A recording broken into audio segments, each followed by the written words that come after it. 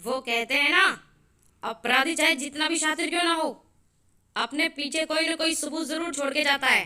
प्यार, धोखा और फिर शव के 35 टुकड़े, कुछ ऐसी ही कहानी है आज की। जी हाँ, हम बात कर रहे हैं श्रद्धा और आफताब की। आफताब जो अपनी प्रेमिका के शव के 35 टुकड़े कर देता है।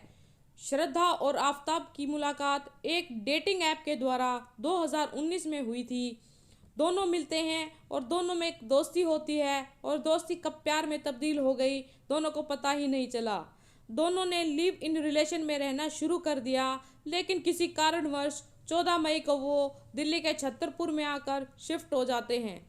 कुछ ही महीने बाद 9 नवंबर 2022 को श्रद्धा के पिता के द्वारा श्रद्धा की गुमशुदगी की रिपोर्ट लिखाई जाती है।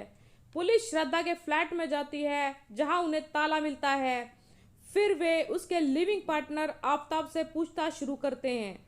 आफताब बताता है कि श्रद्धा 22 मई को उसके साथ झगड़कर कहीं चली गई है, लेकिन जब पुलिस सख्ताई दिखाती है तो आफताब जो बताता है उसे सुनकर आप चौंक जाएंगे।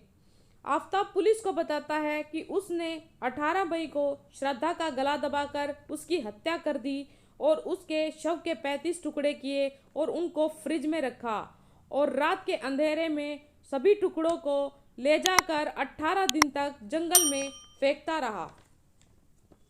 पुलिस की रिपोर्ट के अनुसार आफताब ने जहां से वो धारदार हथियार खरीदा था, उस दुकानदार ने आफताब को पहचाना है और जहां से आफताब ने बॉडी पार्ट रखने के लिए फ्रिज लिया था, उस दुकानदार ने भी आफताब को पहचान लिया है। लेकिन पुलिस के हाथ ना तो अभी तक श्रद्धा का फ़ोन लगा है और ना ही वो आरी जिसके द्वारा उसके बॉडी पार्ट को काटा गया था, और ना ही श्रद्धा के कपड़े जो मर्डर के वक्त श्रद्धा ने पहने थे।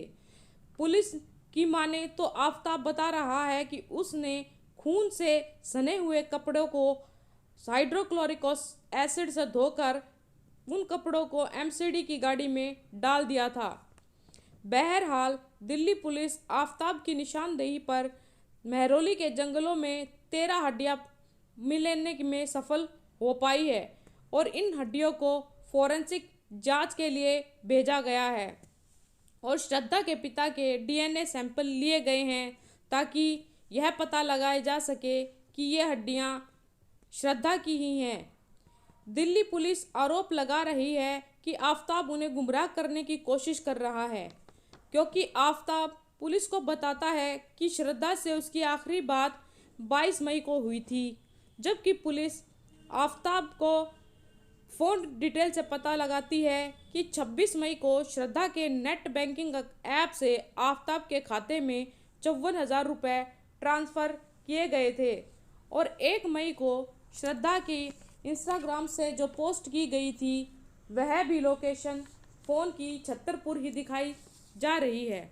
हो सकता है फ़ोन का इस्तेमाल इस समय आफताब ही कर रहा था। बहरहाल पुलिस ने साकेत कोर्ट से आफताब के रिमांड के लिए 5 दिन का समय और मांगा है ताकि वो इस केस से जुड़े पुख्ता सबूत इकट्ठे कर पाए।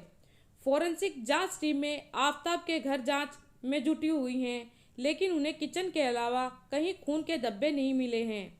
उनका मानना है कि 6 महीने पुराना मामला है, इसलिए सबूत इकट्ठा करने में उन्हें काफ़ी कठिनाइयों का सामना करना पड़ रहा है।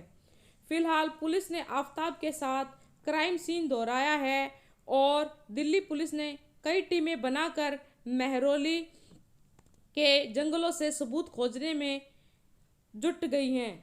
शायद उन्हें श्रद्धा का फ़ोन मिल जाए या कटा हुआ सर, जिससे वो साबित कर पाएँ कि ये श्रद्धा का ही डेड बॉडी के पार्ट हैं।